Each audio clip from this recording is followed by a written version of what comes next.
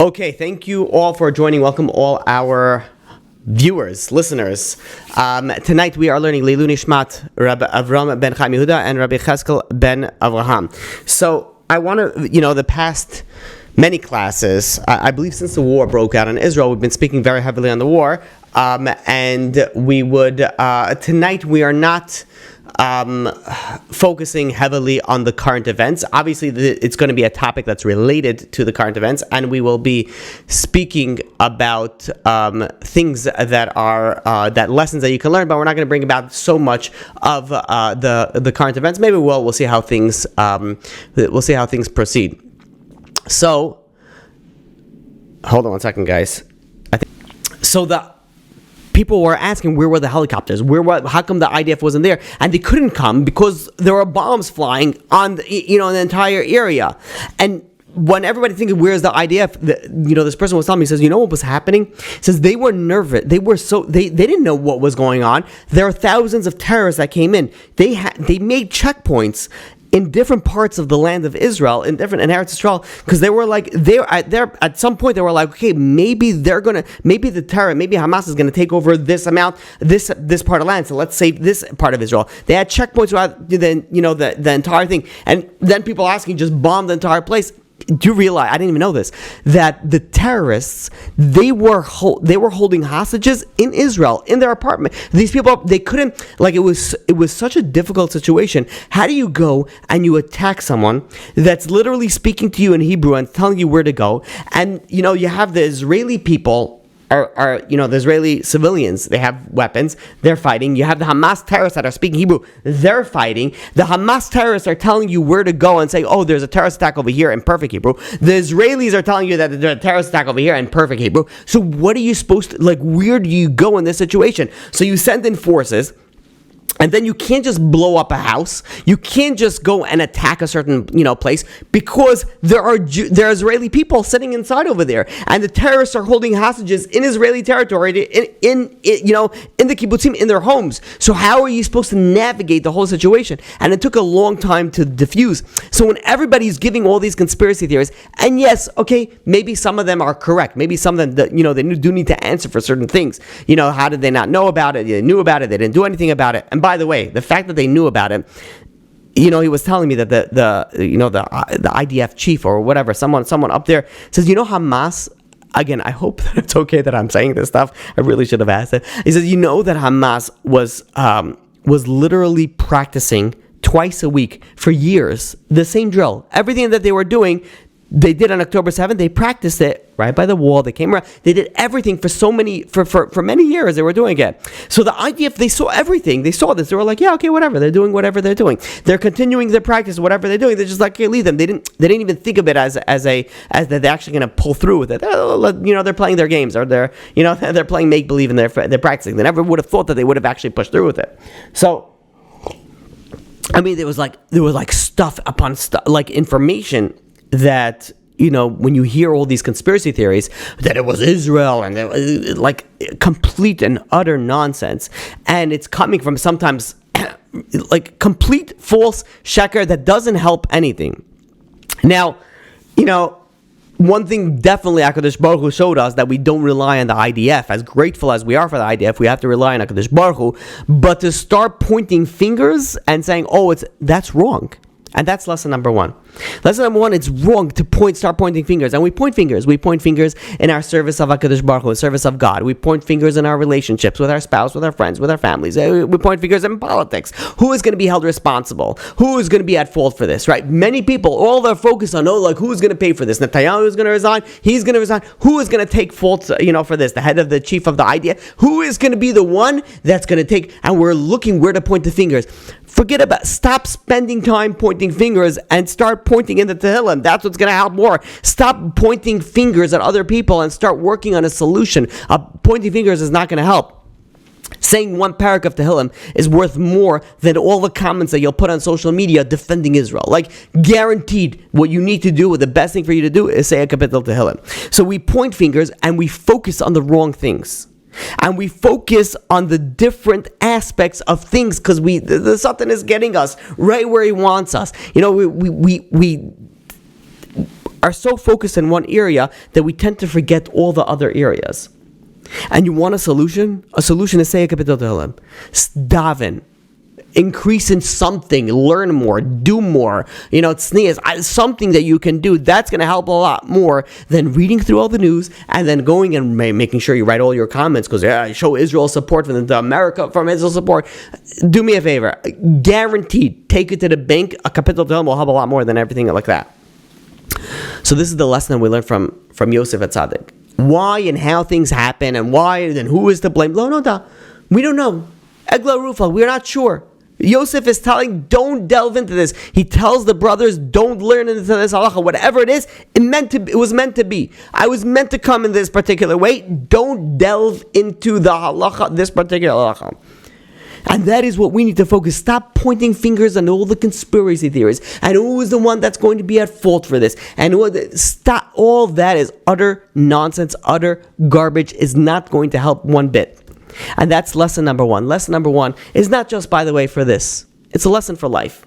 And that is pointing fingers doesn't help. Yes, people have to take accountability. Yes, people have to take responsibility. But you don't gain anything from pointing fingers. You have to think about what is the solution, how are we going to go, and be able to move forward from this. And that is lesson number one. Let's go to lesson number two. So, the next thing that Rashi says on this pasuk is Rashi was saying don't take big steps, don't rush, right? Al tafsiu psia gasa, don't rush to go there. Now the question is why? Why not rush, right? So when Yosef Atzeres was telling the brothers to go back to their father, he said al tirgazu baderech. One of the things that Rashi said was don't speak in halacha. We said it's only one particular halacha. Obviously, we're supposed to learn in Torah, but one particular halacha. Don't focus on that. Number two is don't rush back. Don't take big steps. Why not take big steps? You have your father, who you love, who's been mourning for his son for so many years, and now they find out that he's alive and well, and he's doing well physically, spiritually, in all aspects. Rush back. Why not rush? Why is Yosef saying don't rush back? Explains the Rebbe. And the Baal Turim goes and explains this. The Baal Turim actually says, don't run through people's fields. It's not going to help you to go and create shortcuts. You want to know why Yosef was so insistent that they do not speed? Explains the Rebbe that when they decree in heaven, a decree upon a person, that decree is meant to stay up to a certain time. When it was decreed that Yaakov Avinu would suffer the terrible fate of not knowing what happened to his son, that would happen for exactly an X amount of time. When the punishment was decreed, it was not given. It was not like, okay, around this day is when, he'll find out. It's precise to the second. The second is when he was supposed to get out of that punishment. So Yaakov had to wait a specific amount of time before he found out that his son was still alive. And this is how it's taught also in Pirkei de Rabbi Elazar, that when God decrees suffering upon a person, part of the suffering is when the exact millisecond of when the suffering will begin and when it will end. And it was determined exactly when Yaakov would receive the good news. It would not happen a minute earlier. And this is what Yosef was telling his brothers. Rushing back is not going to help. There is an exact time that Yaakov needs to find this, that Yaakov, our father, needs to find this out. And that's not going to help that you rush back. Meaning that Yosef was implanting them the idea that everything happened for a reason. Yosef was giving them this message, this lesson. No. That I believe in this so strongly that this happened has nothing to do with you. It has to do with HaKadosh Baruch Hu, that you don't even need to rush back. You go at the normal, healthy, correct pace, because that's the exact moment that Yaakov is supposed to find out. When someone has a older parent or a sick relative or a sick friend, and they, set them up in this doctor and they set them up in this hospital, and things don't work out the way that they wanted it to work out, people generally start second-guessing themselves. Oh, you want to know it was because, this happened. And because if I would have sent him to this hospital, and maybe if I would have pushed harder and I would have gotten him into this doctor, then it would have been better. This second-guessing is inappropriate. This guilt is inappropriate. Every person has their time. And this is not just by life and death. Some people unfortunately get divorced. And some people get divorced within 3 weeks. And people start second guessing and be like, wait a minute, if only I have done better research, if only I've asked the right questions. No, that doesn't mean that God decreed that this should happen, and you were either blinded or you asked the right questions and it didn't happen. It could be a broken engagement, it could be a divorce, it could be anything, and it could be like, oh, now I'm going to learn my lesson. Now I'm going to ask. Of course you should learn everything from anything that happens to you, but second guessing and blaming for what happened, no. HaKadosh Baruch Hu created everything exactly the way that it's supposed to be, and some people are even questioning themselves when they're actually married. Oh, maybe I should have married the other person that I dated. Maybe if only I would have searched harder and I would have been able to find someone better. No. That's second guessing, and that's wrong. If HaKadosh Baruch Hu put you in this situation, you need to be in this situation. Oh, you could start saying, well, it's my fault. Maybe I did this. Maybe I did this. That is incorrect. And this is the lesson that we learned from Yosef HaTzadik. You were placed in the situation in exactly the way that you were meant to be. You're married to the person exactly who you need to be married to. You have the children exactly of the children that you need to have. You're in your job that you may hate or love because this is exactly where you need to be. I'm not saying you shouldn't try to improve your situation, but just know where you are right now in this particular time in your life. You are here because you need to be here. And second guessing is not going to help anything. And this is the lesson number 2 that we learned from Yosef HaTzadik. Second guessing our situation, second guessing whatever happened in Eretz Yisrael, second guessing all of that is wrong, and it's not helpful, and it's actually detrimental. Let's go on to the next lesson. When Yosef says, famous pasuk, one of the most famous psukim, is in Bereishis chapter 45, verse 3. That tells us that when Yosef introduces himself to his brothers, that he is Yosef. What did he say? Ani Yosef ha'od avichai. I am Yosef, is my father still alive? Now, the question that many Mefarshim, many commentators ask, what's the rebuke? What is the it's like a big rebuke that everybody, after 120, they're going to have this rebuke that Yosef told his brothers, I am Yosef, is my father still alive? So, I would like to share with you something from Rabbi Diskin, and he quotes this from the Ramban. The Ramban in Parshas Vayikra says that, when you look at this story, it really doesn't make sense. There's so many questions that pop out. When you think about it, right? Yaakov, there's everybody made a mistake over here. Yaakov, he made a mistake by favoring Yosef. Yosef made a mistake by, saying that his brothers, transgressed, and Avram and Achai and Gil. The brothers made a mistake that Yosef was out to kill them. Everybody was way off over here. And you're dealing with Gedolim, right? You're dealing with the greatest of the great. What's going on over here that everybody is making a mistake over here? What's going on? Explains the Ramban. The Rambam says, Ki ha'gzeira emes, that what HaKadosh Baruch Hu wanted to happen, the decree, that's true, and that's going to happen.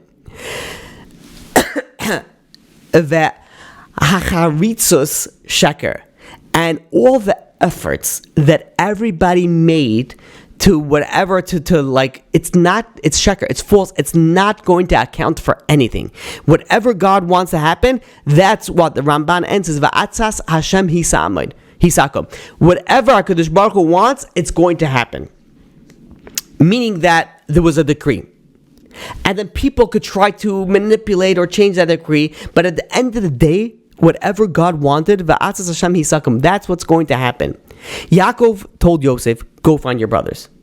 When you ever think about this question, how is he supposed to find his brothers? They're out in the world grazing their sheep. How is he? There was no couldn't text his brothers, send me a location on WhatsApp, send me, how is he supposed to find them? So he just starts going where he thinks they may be, and he couldn't find them.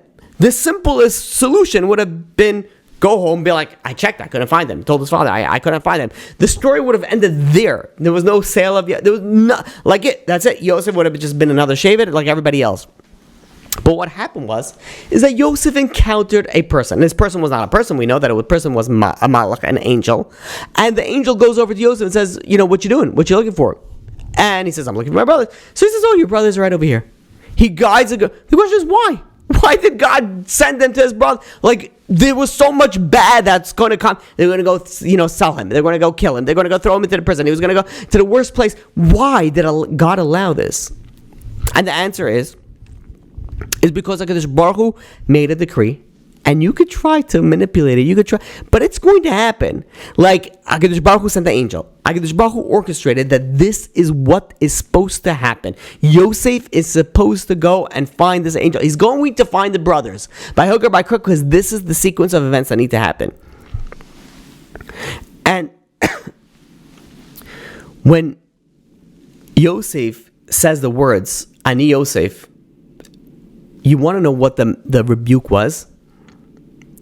Yosef is telling brothers, you tried to sell me as a slave, but now Ani Yosef, I'm the most powerful man in the world.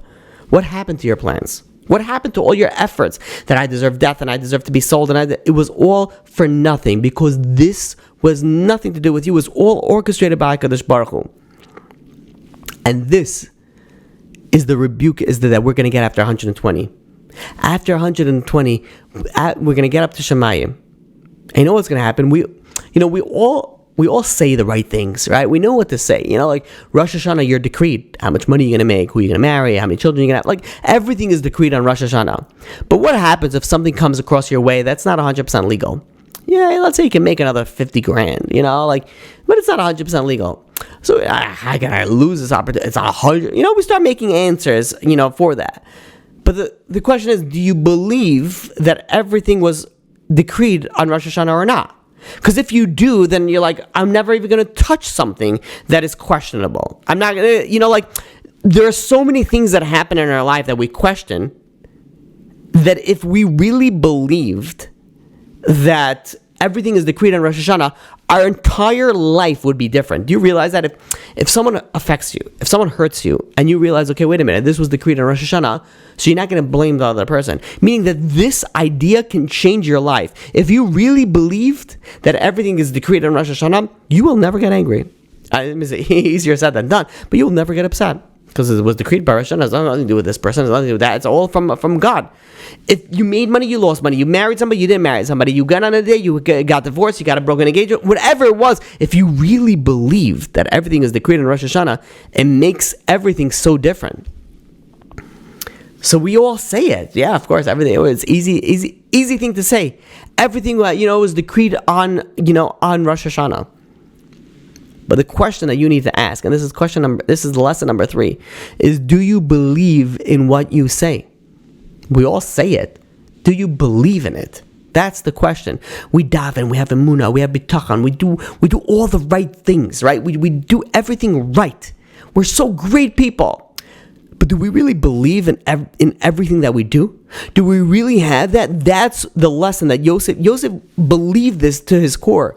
He says it has nothing to do with you. He's telling his brothers, it was all from HaKadosh Baruch Hu. It had literally nothing to do with you. This is what HaKadosh Baruch Hu said. You don't have to rush back. You don't have to do that. And this is what Yosef is saying to them, is, I am Yosef. You know what he's saying? I am Yosef. It had nothing to do. You thought I was guilty. God had different plans.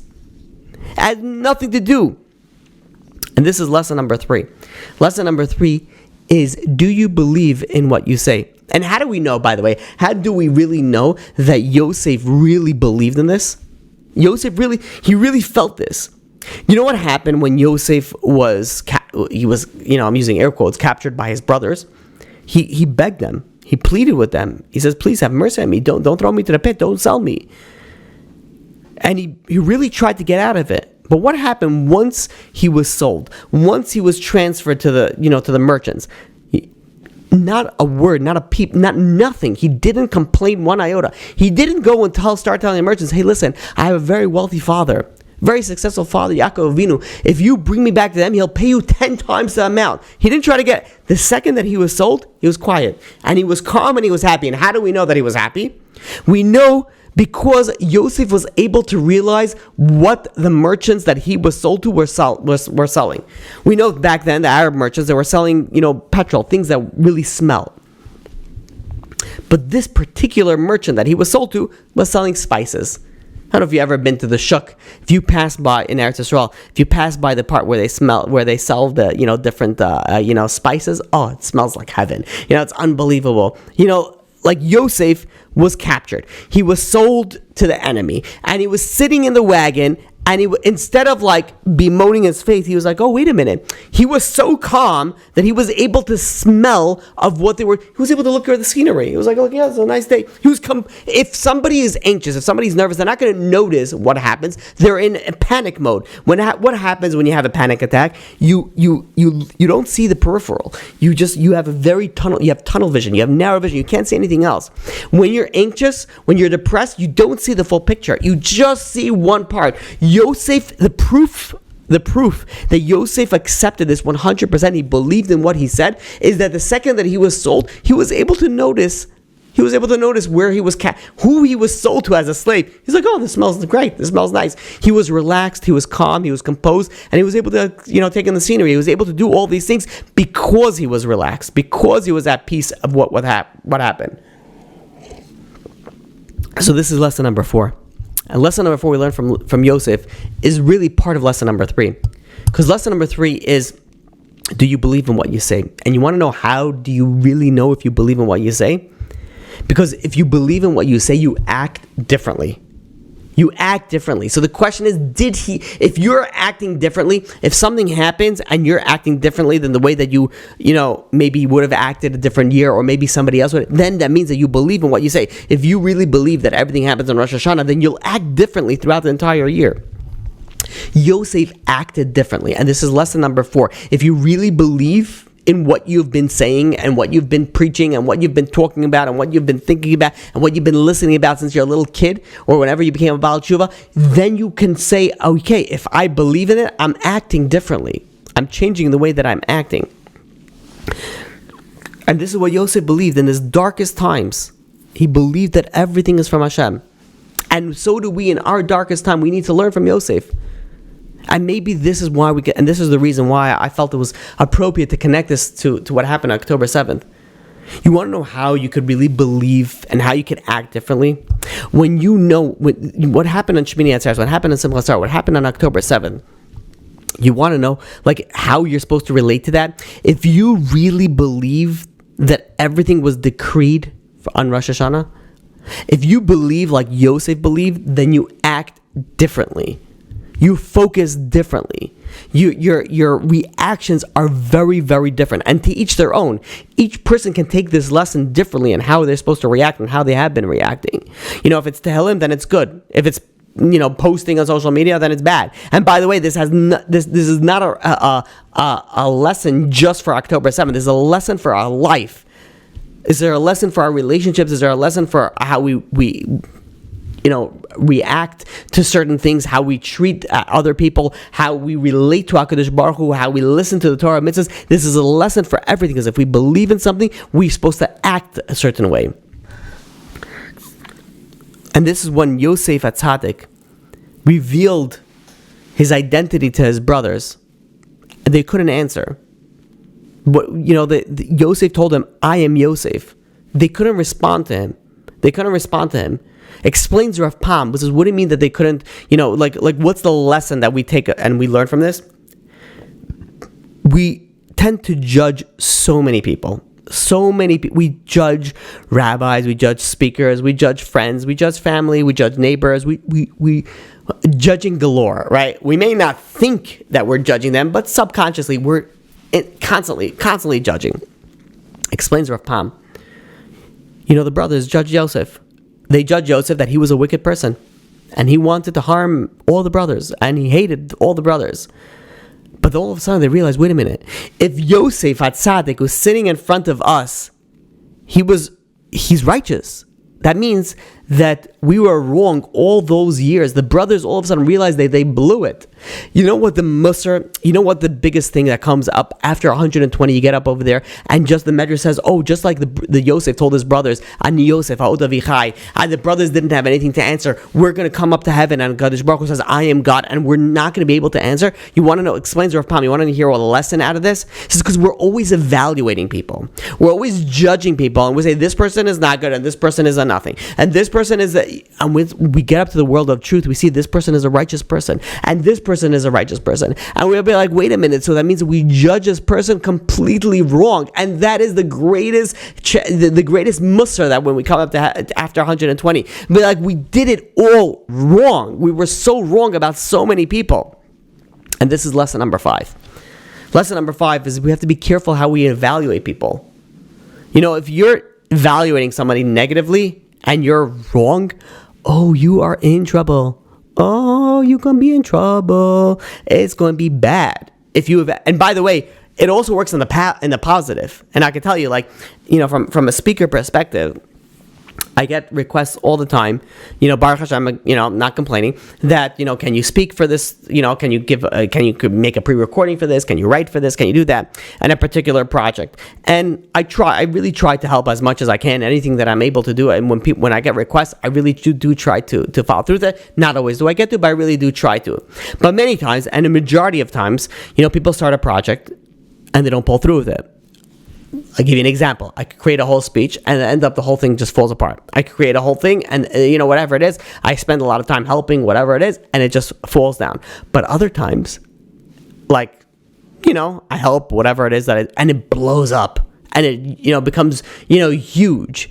And you never know, because, and then what happens is that now when it comes to, where I am right now, people come to me and be like, can you help me? I'll be like, okay, wait a minute. What, I'm going to start, I start judging. I'll be like, okay, what's your personality? Is it you're a type that you're going to, follow through, or you're not going to follow through? You're going to do it. You're not going to, you're going to pull through. It's going to be a waste of my time. It's not going to be a waste of my time.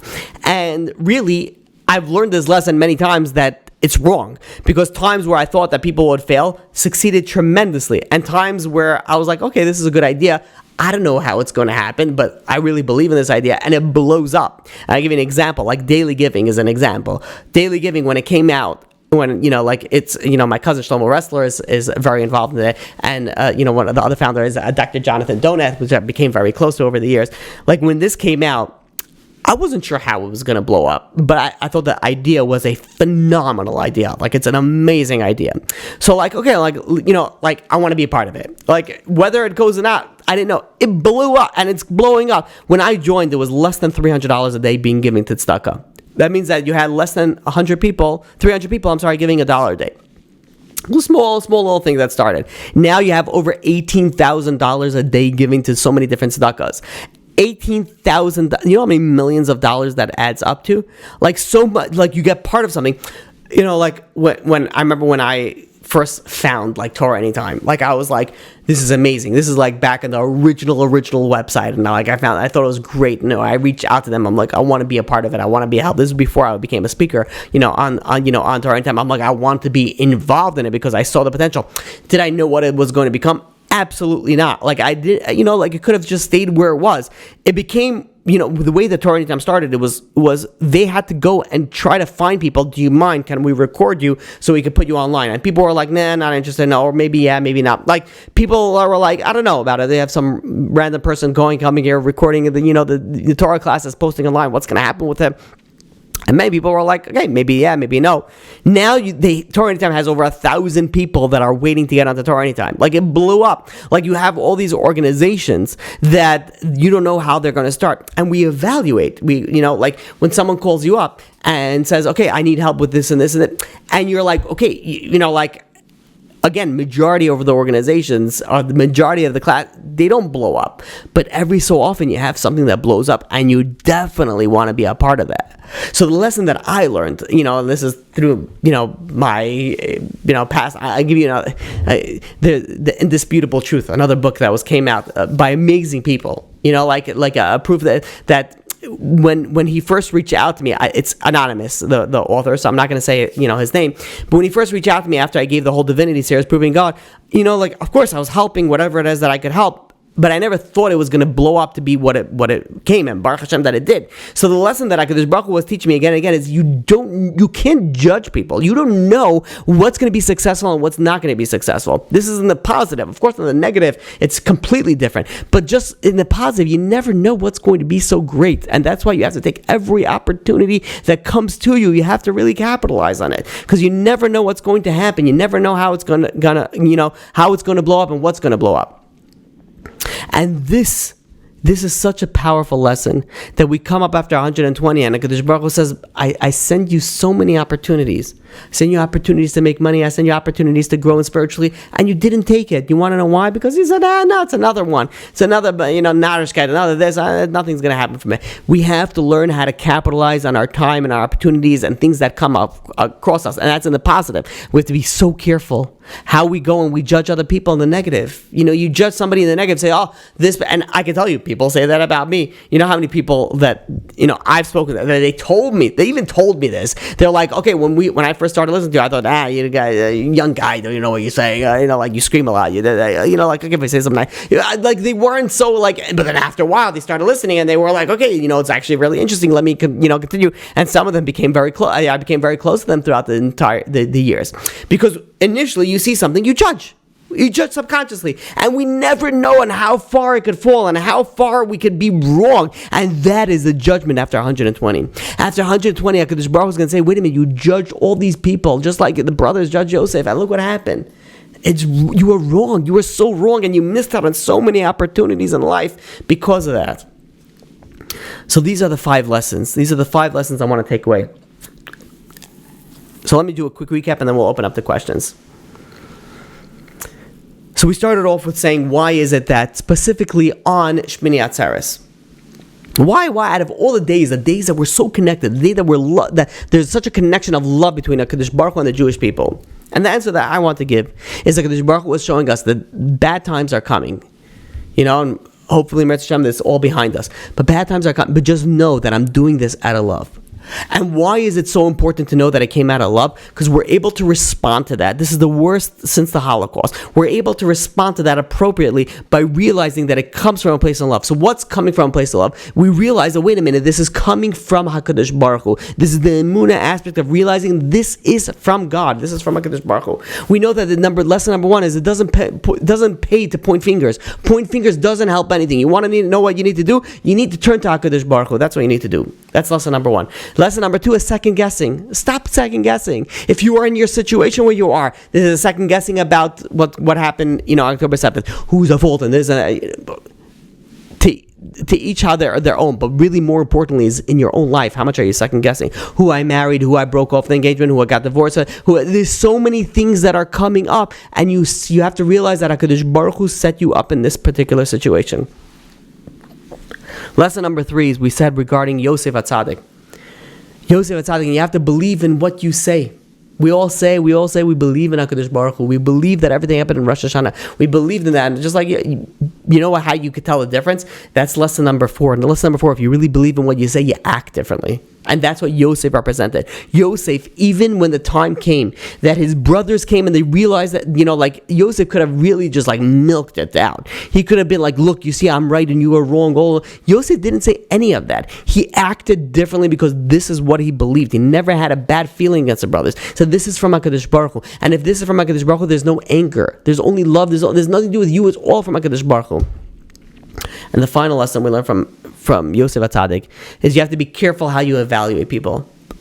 Because if you're negative and you're off, you're going to be in trouble. You have to be very careful. It is bad news, and we're judging people all the time. And in the positive, we lose so many opportunities when we judge incorrectly. We have to capitalize on whatever opportunity we have. And you want to know how you're supposed to do all this? If you realize that things that are happening in your life, it's coming out of love, you have that ability to be able to overcome it. If you feel that it's coming out of anger, that God is angry at you and he wants to punish you and he just wants to get you, then you'll never be able to take these lessons. And that's why I feel it's so important that it came specifically on Shemini Atzeres. Again, my interpretation, you don't have to agree with me. But it happened specifically on Shemini Atzeres to know that HaKadosh Baruch Hu says, I want you to learn. Yes, you need to do tshuva. Yes, you need to fix yourself, but know that it's happening out of love. And not just what's happening in Shemini Atzeres. Every single thing that is happening in your life that is bad, realize that it's coming out of love. And once you know that it's coming out of love, then you're going to be able to go, and there's no defense wall that's coming out of it. Like, wait a minute, God loves me. God has given me a smack to go and try to put me on the right direction. So what is it that I need to do? What is it that I need to fix? What is it that I need to improve? And then you're not going to be pointing fingers. You're not going to be second guessing. You're going to believe in what you say. And if you believe in what you say, your actions are going to be different. And if you act differently, then your whole essence is going to be different. And if you act differently and you believe in what you say, the way that you would judge people will be completely different. Let us open up to questions. We have quite a few questions over here. Okay. So, all right, first question over here. I'm not sure if this is a question. Oh, not too many questions. Okay. The helicopters couldn't go on top. Apparently not. They couldn't go because of all the missiles that were flying. For whatever reasons, they couldn't go. Again, this is the information that I received. I found it fascinating because it was so much information. There's so much stuff going around. And, one of the things I asked them, why isn't the IDF, saying, explaining? So there's so much that they could explain. I don't know, whatever. I'm not the representative. I'm not the, whatever it is what it is. But anyways, okay, next question. I think that if someone is in a certain situation that seems impossible, I think that we learn from our imahot that prayer has a power to change someone's situation or destination. 100%. Another important lesson is that prayer is the way to go. That when you're in a situation, daven is the first step that you need to do. Next question. If we're saying that we needed this wake-up call and this was all decreed on us, does that mean that we're really that bad, that we deserve this? And the fact that this hasn't gotten better yet, it really feels like nothing we do is good enough. And no matter how much good we do, there is so much bad happening, which is why we're still in galus. Do we even have a chance to balance out the bad with our good deeds? So that's an excellent question, a loaded question. So does that mean that we were bad? So 100%. This is not coming from a positive perspective. This is coming from a point that we need to do tshuva, right? Whenever you get, if somebody comes and says, no, God really loves us and that's why, 1,300 people, died, and so many, no, it's true that we're in a deficit that we need to go and improve ourselves in a spiritual aspect. And if God sent this to us, we unfortunately deserved it because that's why HaKadosh Baruch Hu did it. But if you want to, many people see the scenario as it's so bad and, and I give you an example, so bad and it doesn't seem like we're getting out. And in many, many situations, it really looks bad. But in essence, if you look at it a little bit deeper, it's actually really good. And I'll explain. I'll give you an example. So we all know that, whoever has been involved in the news, I thought I wouldn't speak so much about it, but okay, so we know that, there was a few colleges, universities that, were really called out for anti-Semitism, and one of them was Harvard, and it's still in the news, Harvard. So the Harvard president, was not removed, did not resign, and it's still in power. And, people think, what would be right? There was anti-Semitism, MIT and Penn in Harvard and so many other colleges. What would be right, what we would want, what would be a victory is if we go and if we see that they resign and then we win and then we could show that anti-Semitism. In my mind, again, this is the way that I see it. No, it's just the opposite. The longer that let's say Harvard keeps their president in there, I think the more that it's a win for us. People think, okay, wait a minute, no, she's pro-anti-Semitism, she's a terrible person, blah, blah, blah, so many other things. But you know what happens? That, if the president resigns, so the situation is over. And we feel like we dealt with it appropriately. But did it really change anything? No. There was one person that got removed from their job, so the leadership might change a little bit, and then, so the anti-Semitism might be stronger, be held accountable, but it didn't really change anything. You know what's happening now in Harvard? Harvard, I believe the numbers is that their the applications went down 17%. People are no longer interested in going to Harvard as they used to be. Going to Harvard is losing. They're losing big time. And the more that they stretch this, the more that they're going to lose. Meaning the more, so what it looks for many people is like, okay, Harvard, like we're losing this because like it's an anti-Semitism. The president is still in power, president of Harvard. Like it seems like we're losing. And I think just the opposite. The longer that she stays in power, the longer that this gets stretched out, the more that the Jewish people, the anti-Semitism is going to win in the positive aspect, that is. Because this stretches out, people realize what's going on. It stays in the news. There's like so many aspects of it that is actually very, very beneficial. It becomes something that's real, meaning that in other universities, I'm not saying that she shouldn't resign and, whatever. That's irrelevant to what I'm saying right now. But the fact that she's still in power keeps it still in discussion. And the fact that it's still in discussion is actually helping a lot more than if she would have resigned. So what they're thinking is helping their cause. It's actually helping our cause. But that's just a point. When it looks like we're losing, many times we're actually winning. You know what the IDF uncovered in this war? Yes, unfortunately, at the cost of many, many lives. But the IDF uncovered, they're dismantling Hamas, the billions of dollars that they put into the tunnels, the billions of dollars that they put into terror, they're completely dismantling it. So yes, it's terrible, and we never would have wanted this to happen. But to look like we're continuing losing, the way that I see it as a win. After October 7th, obviously that was a complete loss. But and obviously all the soldiers that lose their lives. But there's so much win that's going on. There's so much success that's happening over here that unfortunately the media presents it in a way that it looks like we're only losing and only bad things are happening. But there's tremendous amount of good, that is happening. The unity in Eretz Yisrael is super strong. Like it still is so strong. Like the place that Israel is physically and spiritually hasn't been this way in who knows how many years, if ever. So when you look at it from one angle, it looks like it's bad. It looks like anti-Semitism spreading out the entire world. And yes, London, England, it's terrible what's going on over there. They made a poll over there and they found out that half the Jewish people in England were considering leaving because that's how bad anti-Semitism is over there. But and it's bad, and it looks really bad, and it really is really bad when you look at the big picture.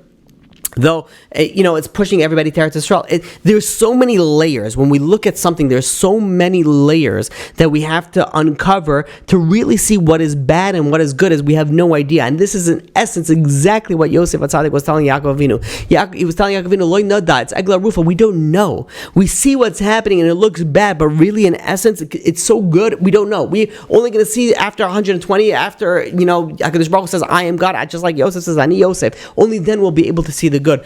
And what's the proof of this? That the Gemara tells us that everything that Baruch Hu does is for the best. Everything, even this, as difficult it is, it somehow it's for the best. What do we need to do? We need to focus on our deeds. And I think, in my humble opinion, I really think that Klal Yisrael is doing an amazing job, and I think we should continue doing that.